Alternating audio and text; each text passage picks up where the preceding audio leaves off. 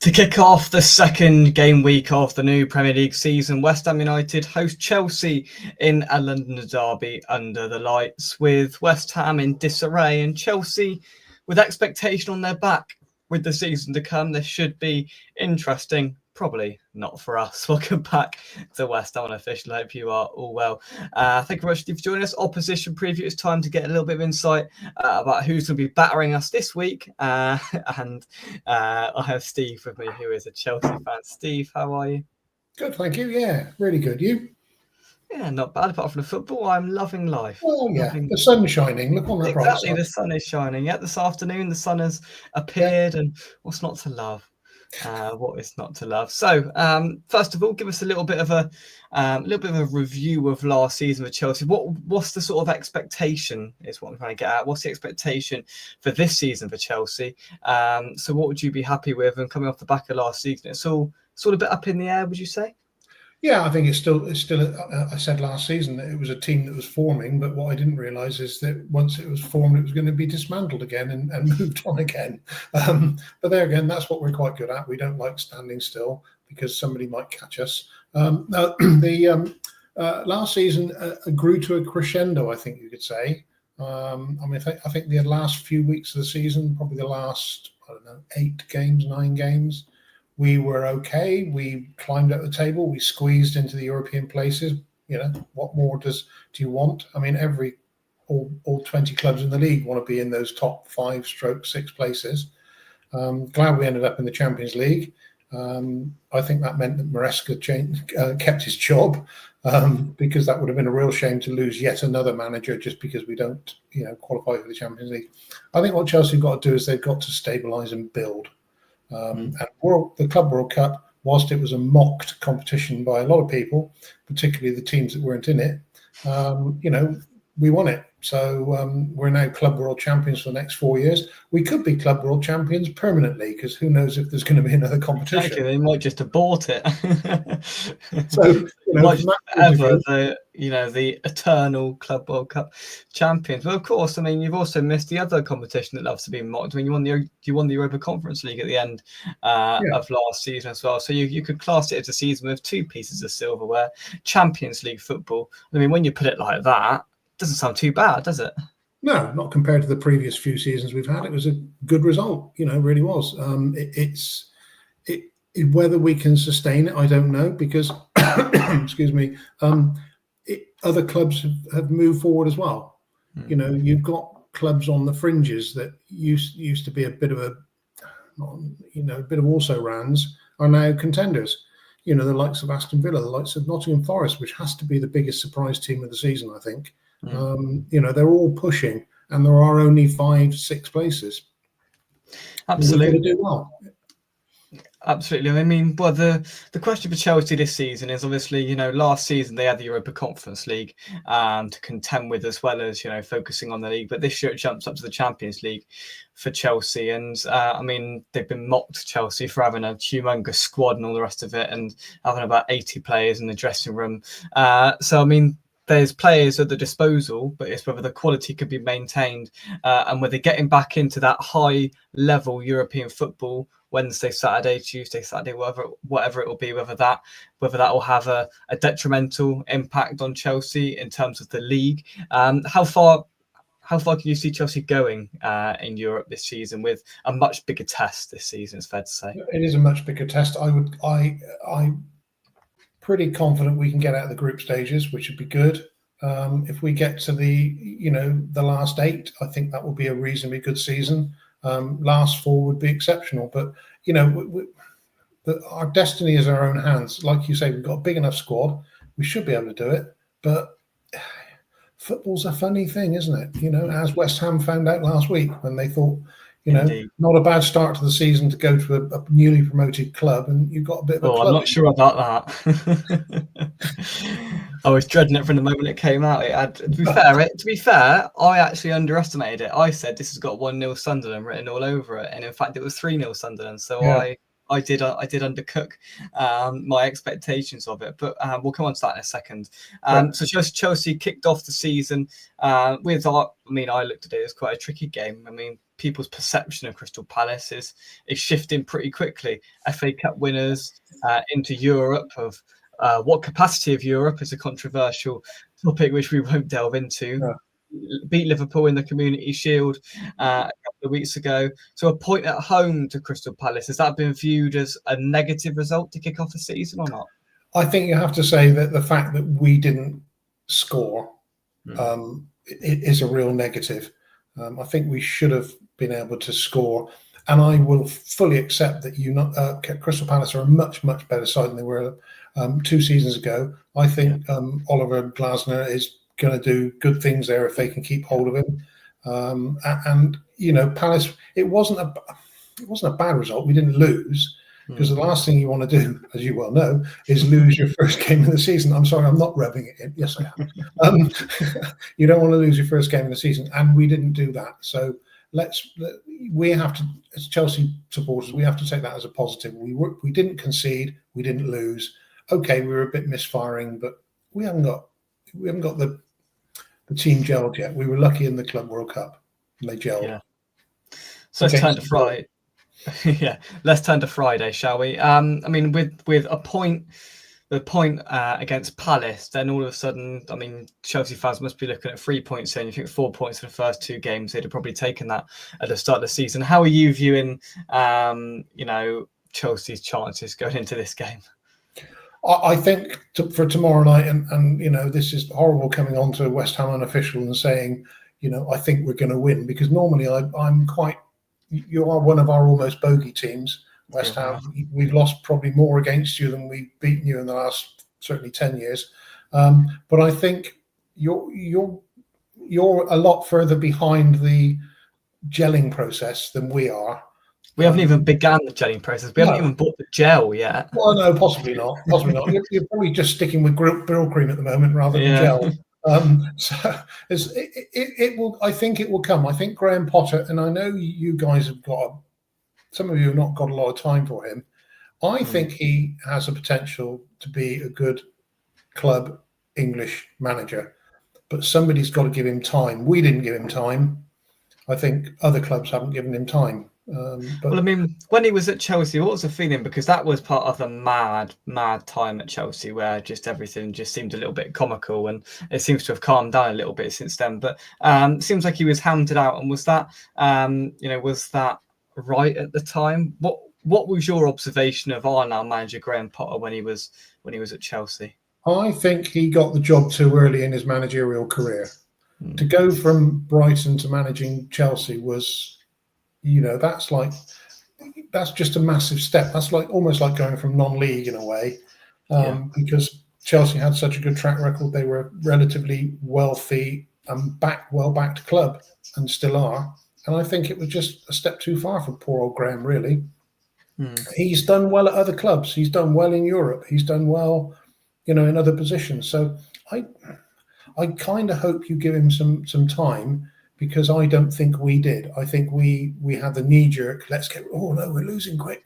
Sack him, it must be the manager. Well, really? Because we didn't win much after he left either. Yeah. And there is this knee-jerk reaction, let's get rid of the manager. And you have to say that, is it always the manager?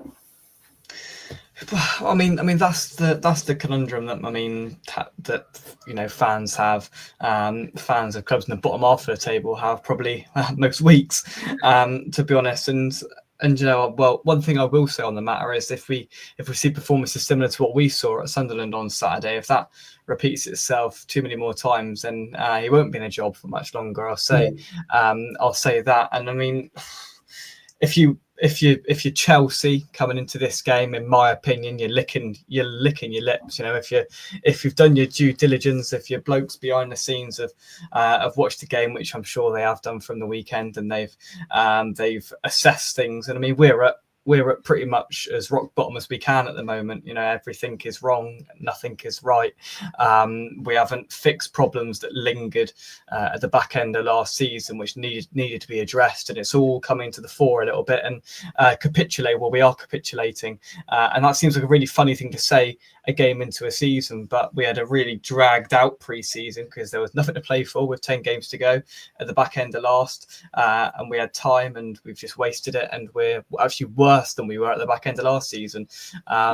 So I mean, for Chelsea in this game, it's just got to be Pac-Man into the midfield and have a bit of pace, and bingo, really. There isn't much more to it than that, and I think Chelsea are good at that, and Chelsea will be good at that, and I think they will try and grab it. And I fear the worst as a West Ham fan, and I'm sure it's music to your ears. Yeah, I mean, I fully understand where you're coming from, because I think you've had a, if you exclude the close season, you've had a dodgy, 3 months or so.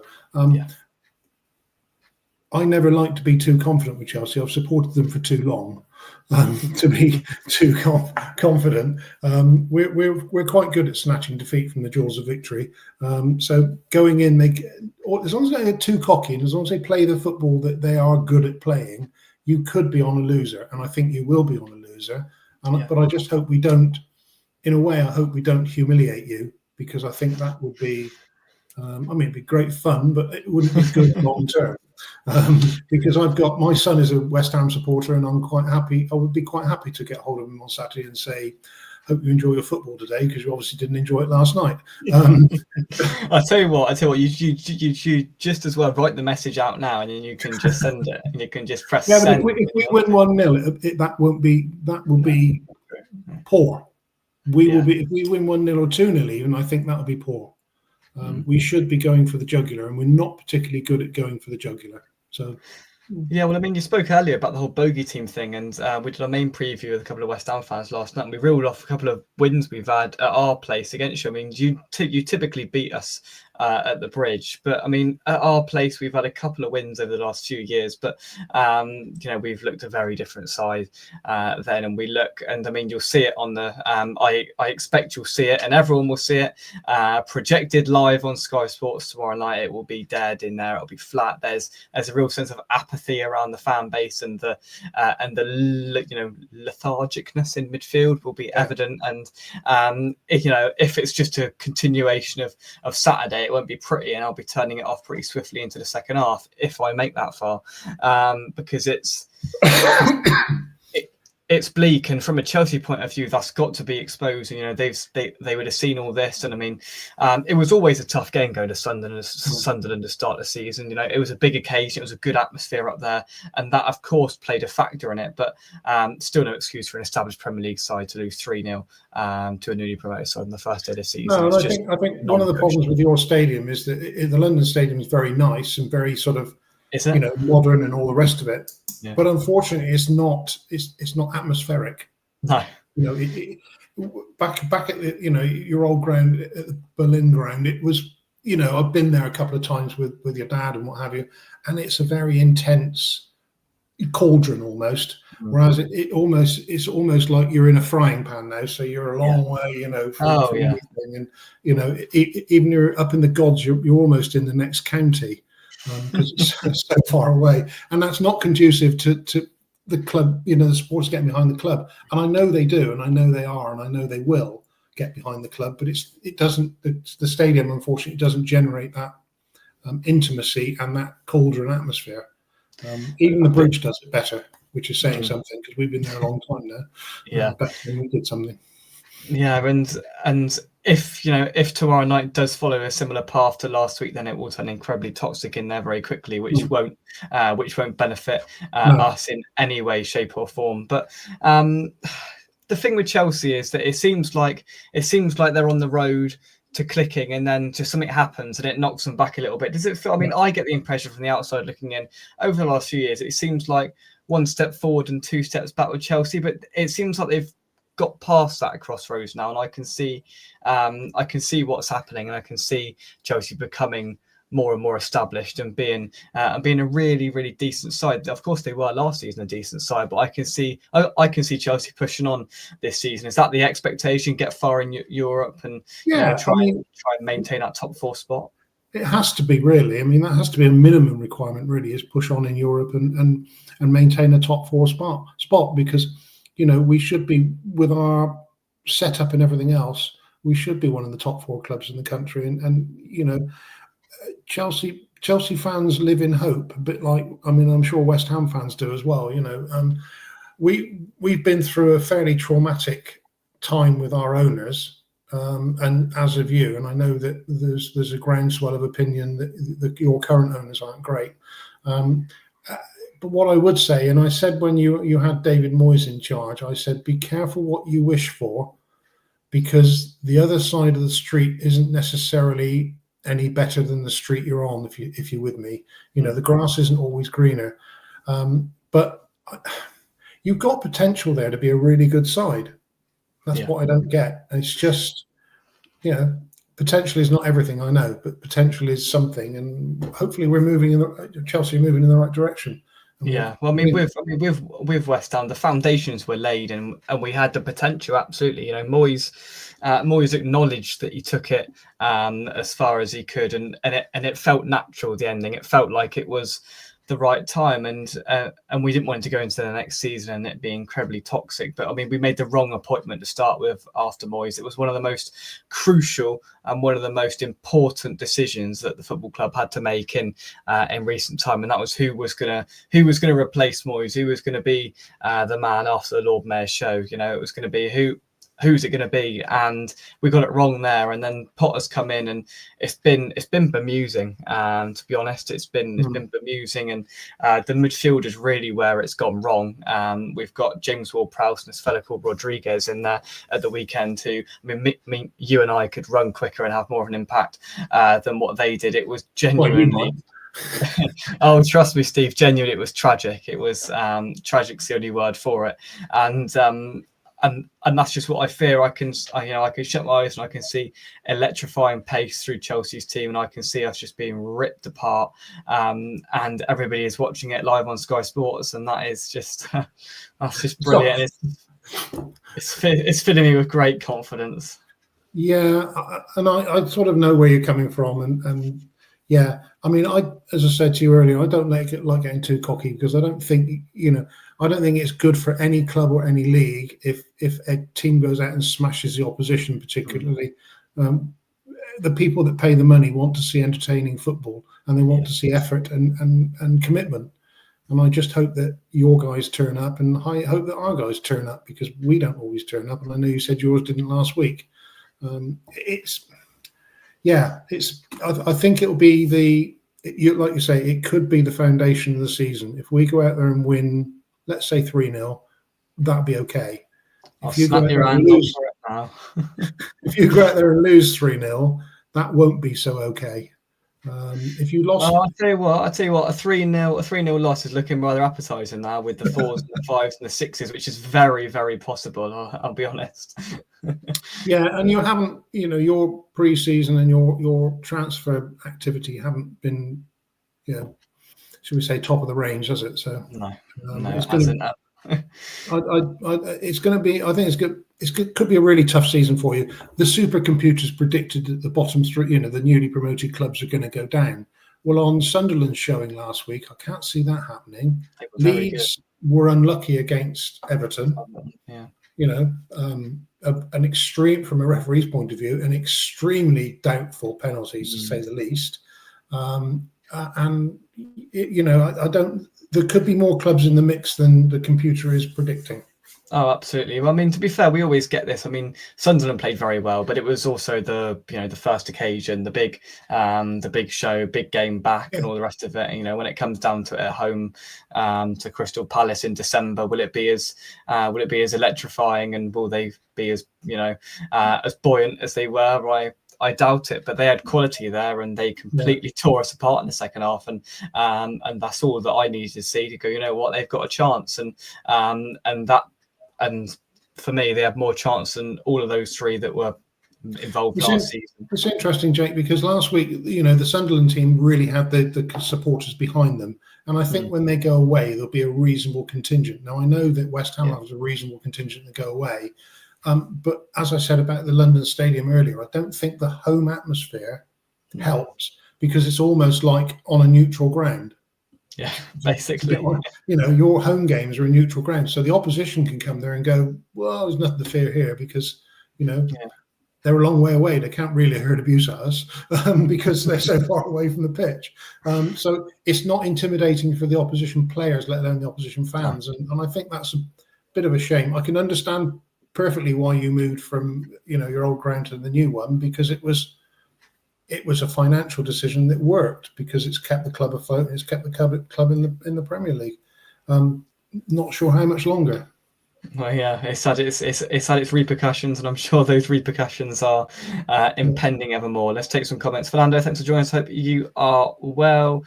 Andy, thank you very much indeed for joining us. Bring back Fornals and Ben Rama for the Championship. We're going to have some great away days next season. I hope Coventry stay down so we can have a nice big fat Frank derby.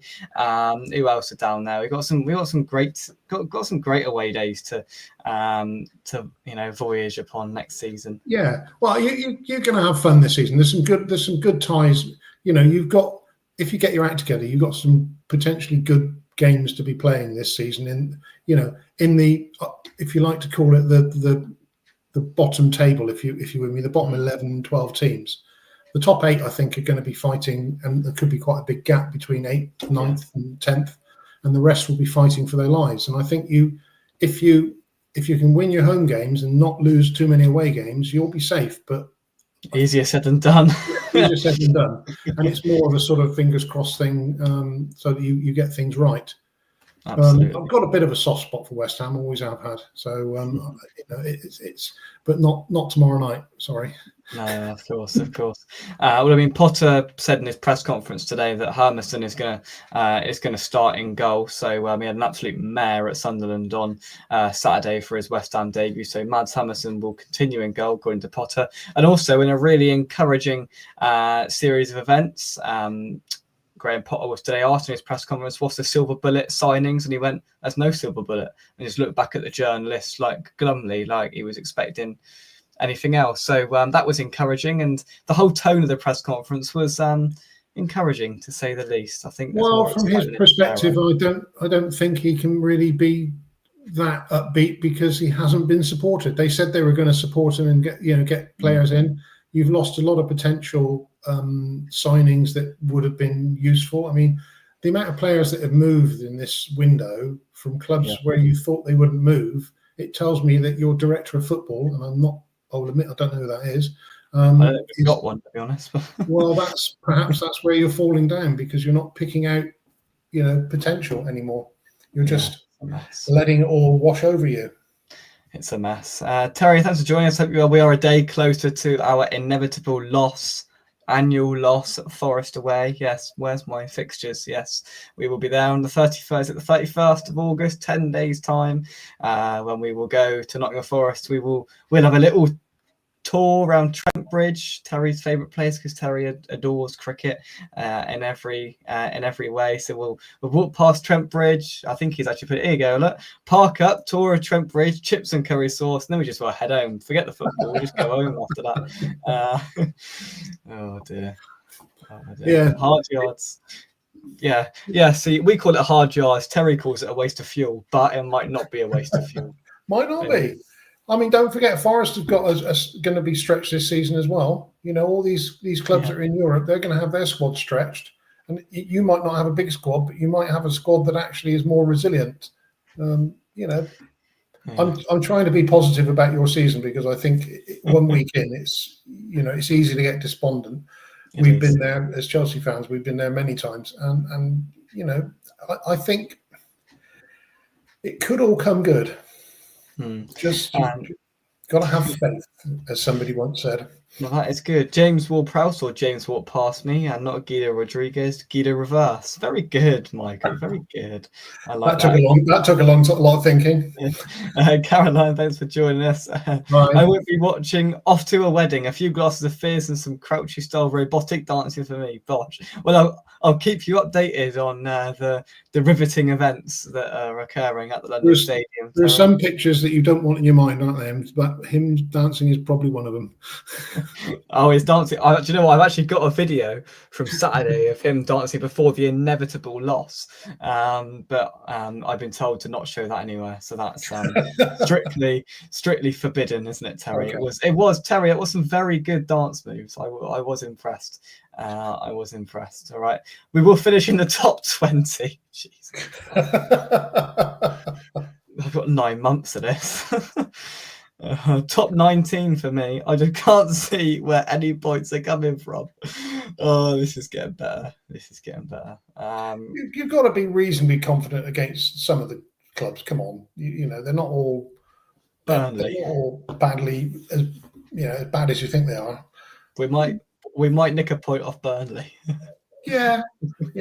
I mean, I think Leeds could be a team to watch this year because they've obviously got some money involved in them. The footballing landscape is changing so much that it's quite scary. It is quite scary because every club is being bought by somebody and then having money invested and then having the stadiums redone and et cetera. And I'm afraid there's a little bit, if you don't get that sort of investment, you could get, I mean, even Burnley, when you think about it, is owned by an American. It is. Leeds are now owned by... the 49ers own them, don't they? Yeah, Americans consortium again. So, there's most clubs are now moving into a different sphere. And whilst, you were rescued at some point by your current owners, they've got to realise when it's time to move on. Yeah, indeed. Will you be going, Jake? Absolutely not. I could not think of anything worse, to be totally honest, than going up there on a cold Friday night and watching us lose. And also it's on telly, so why bother? And it is on telly, and we'll just have to listen to Jamie Carragher shocked at how bad West Ham are for 90 minutes. Brilliant. Or even worse, it could be Alan Smith, which is even worse. Yeah. On another point, I wish Jamie Carragher wouldn't commentate on Liverpool games because it's just appalling. Yeah. Oh dear. Right, we'll go on to some predictions now, just for a bit of context, so you can say whatever you like here. Last night, I had 3 other West Ham fans on, and the 3 predictions that were given to me were 2-0 Chelsea, 3-0 Chelsea, and 4-0 Chelsea. So you don't need to hold back here, Steve, because we all think the same thing. We're all friends. So a prediction for West Ham versus Chelsea. I'd be happy with 3-0. Oh, gee, I'd be happy with 3. So would I, No, I would take 2-0 now. I can't take 3-0. That's embarrassing. I would take 3-0 with a good performance, because if we looked as though we could score more in the second game of the season and we didn't perhaps score more than 3, I'd be happy with that. Yeah, for sure. There was a Facebook post from West Ham training ground yesterday. The comments on it were 95% toxic, and of course they were. I mean, there's a real anger. It's not simmering; it's boiling all over the fan base at the moment, and you can hardly blame them. Top 10 be positive, said Caroline. Do you mean next season the Championship top 10? Might be. 1-0 to West Ham. Well, that is the first. I've done 2 preview shows for this game. That's the first West Ham win that's been predicted, and it's probably going to be the last West Ham win. There we go. It's brought back down to reality. West Ham 1, Chelsea 6. Well done, Michael. Good stuff. I'm going to go 2-0, and that, I think that's as optimistic as I can get. 2-0 to Chelsea, and and let's scuttle off home and forget it ever happened. But there we are. I think 3-0. 3-0 would be comfortable. There we go. I would not be surprised at all. Steve, thank you very much indeed for offering your insight on Chelsea, and I would wish you good luck, but you won't need it. Yes, we do. Every team needs luck. 8-0. There we go. There's an advance. 8-0 to Chelsea. That would be impressive, wouldn't it? 1-0. Yeah. Andy. Wow, Andy, you've got confidence. 1-0. Yeah. There we are. From me, come on, you eyes. Thank you very much indeed for watching. Steve, thank you very much for joining me. Okay. We'll see you soon right here on West Ham Official. Thank you very much. Cheers. Bye.